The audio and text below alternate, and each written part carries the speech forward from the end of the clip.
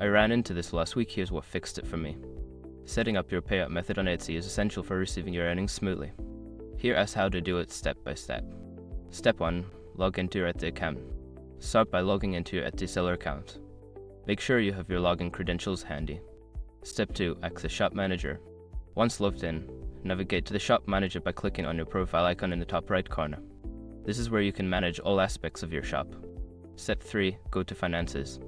In the Shop Manager, find the Finances section on the left sidebar. Click on it to view your financial settings. Step 4. Select Payment Settings. Under the Finances section, click on Payment Settings.